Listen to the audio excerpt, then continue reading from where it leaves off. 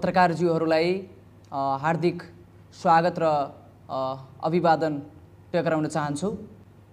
म Sahil Ansari, very Rockers sports क्लबको सचिव र यहाँहरूलाई म पुनः हार्दिक स्वागत पनि गर्न चाहन्छु।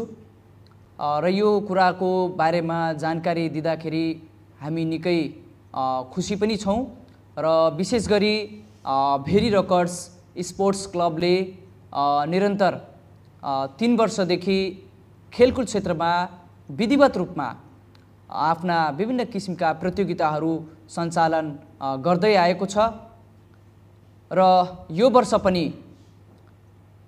आफ्नो नयाँ जोश, उमङ्ग र नयाँ व्यवस्थापनका साथमा यो वर्षको रात्रिकालीन क्रिकेट प्रतियोगिता सुरु गर्न लागेको छ। प्रथम संस्करण Max Tiger T10 night cricket tournament सुरु गरियो।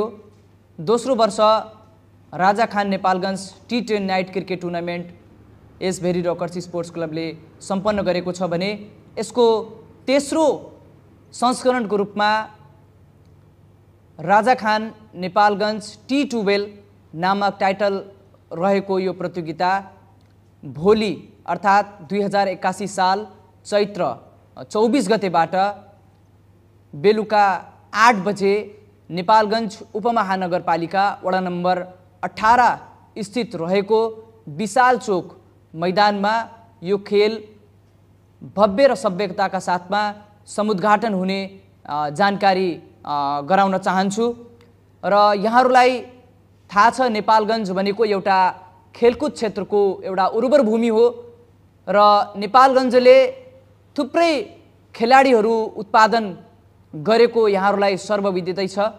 खेलकुद क्षेत्रले नेपालगञ्जको हाइट बढाएको छ, चाहे त्यो विभिन्न किसिमका खेल होस्, चाहे त्यो क्रिकेट होस्, भलिबल होस्, फुटबल होस् र जति पनि खेलकुदहरू छ त्यो खेलकुदले नेपालगञ्जलाई पनि चिनाउने गरेको छ र खेलकुद क्षेत्रबाट पनि विकासका विभिन्न तत्त्वहरूलाई सहयोग गर्ने भावनाले यो खेलकुद क्षेत्रका कार्यक्रमहरूलाई पनि हामीले साथ सहयोग गर्नुपर्छ भन्ने मुख्य अभिप्रायका साथमा यो खेललाई सम्पन्न गराउनका लागि पनि म सम्पूर्णलाई हार्दिक आग्रह गर्न पनि चाहन्छु।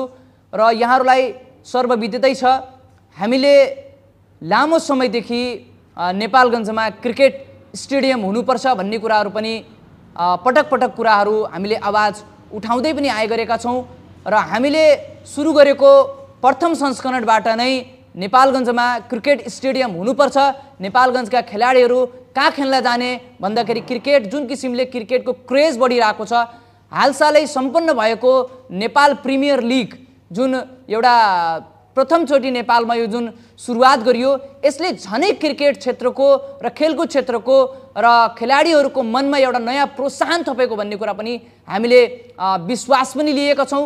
र जुन नेपाल प्रिमियर लिग जुन सम्पन्न भएको छ, जसमा एउटा नयाँ खेलाडीहरू खेल्ने मौका पाए र विदेशी खेलाडीहरू पनि आएर नेपालमा खेल खेल्ने मौका पाए, यसले नेपालको हाइट बढेको, खेलकुद क्षेत्रको हाइट बढेको र जो जस्तो जहाँसुकै भए पनि जिते पनि खेलकुदको जित, खेल क्षेत्रको जित भएको भन्ने कुरामा हामीले विश्वास राख्छौँ र यो प्रतियोगिता पनि त्यही किसिमले सम्पन्न गराउने र जुन किसिमले क्रिकेटको क्रेज बढिरहेको छ नेपालमा, त्यसलाई अझै टेवा पुग्ने र नयाँ खेलाडीहरू यसमा सहभागी हुने र देशभरका खेलाडीहरू यसमा सहभागी हुने र नयाँ खेलाडीहरू उत्पादन गर्ने, खेलकुद क्षेत्रको प्रवर्धन गर्ने, सम्वर्धन गर्ने र नयाँ खेलाडीहरू प्रोत्साहन गर्ने, नयाँ खेलाडी उत्पादन गर्ने विभिन्न उद्देश्यका साथमा र खेलकुद क्षेत्रबाट नेपालगञ्जलाई एउटा नयाँ आयाम दिने भन्ने विश्वासका साथमा यो खेल सम्पन्न गराउन लागेको भन्ने कुरा यहाँहरूलाई म जानकारी दिन चाहन्छु। यो खेल मिति 2081 साल चैत्र 24 गते अर्थात् भोलि 8 बजे नेपालगञ्ज उपमहानगरपालिका वडा नम्बर 18 स्थित रहेको विशाल चोक मैदानमा सम्पन्न हुने उद्घाटन हुने यहाँहरूलाई म जानकारी गराउन चाहन्छु। यो खेललाई टाइटल स्पोन्सरको रूपमा सहयोग गर्नुभएको समाजसेवी राजा खान ज्यूले यो यसको टाइटल स्पोन्सर गर्नुभएको छ र उहाँको नामबाट नै Raja Khan Nepalgunj T12 night cricket tournament सम्पन्न गर्न लागेका छौँ र यसमा सहयोगको रूपमा नेपालगञ्ज उपमहानगरपालिका नगर कार्यपालिकाको कार्यालय रहेको छ भने हामीसँग educational partner expert education and visa service रहेको छ। त्यसैगरी Sagarmatha English boarding secondary school हामीसँग रहेको छ। त्यसैगरी नेपालगञ्ज उपमहानगरपालिका वडा नम्बर 1, वडा नम्बर 8 र वडा नम्बर 18 हामीसँग रहेको कुरा जानकारी गराउन चाहन्छु। हामीसँग स्पोर्ट्स ग्यालेक्सी हामीसँग पार्टनर्सको रूपमा रहेको छ। त्यसैगरी हामीसँग सपोर्टरको रूपमा रोयल होम डेकोरेट, त्यसैगरी जनता ग्यारेज रहेको छ।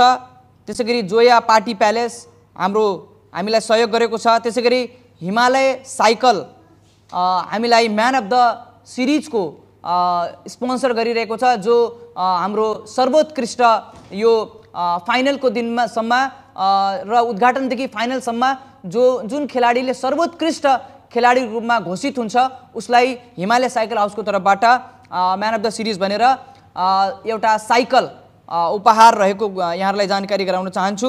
त्यसैगरी जोया पार्टी प्यालेस, त्यसैगरी नेपाल स्टिल फर्निचर उद्योगको तर्फबाट बेस्ट ब्याट्सम्यानलाई एउटा दराज रहेको कुरा यहाँहरूलाई जानकारी गराउन चाहन्छु।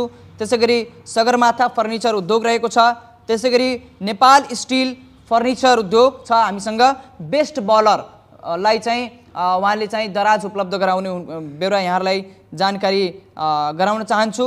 त्यसैगरी हामीसँग मेडिकल क्षेत्रबाट पनि यसमा सहयोग रहेको छ।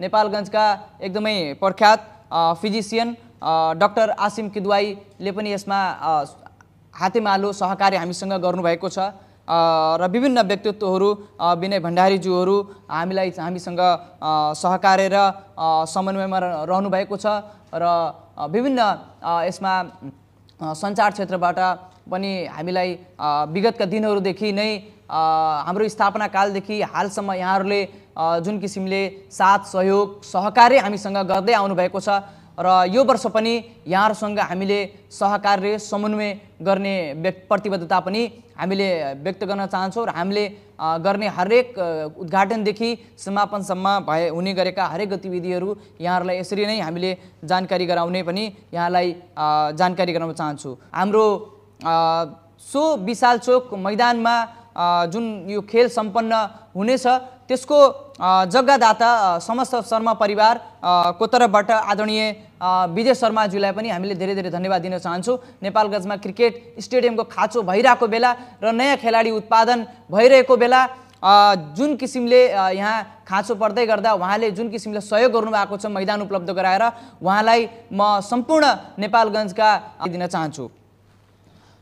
हाम्रो सुरुको संस्करणमा प्रथम संस्करणमा हामीले 50,000 रुपियाँ प्रथम पुरस्कार हामीले राखेको थियौँ।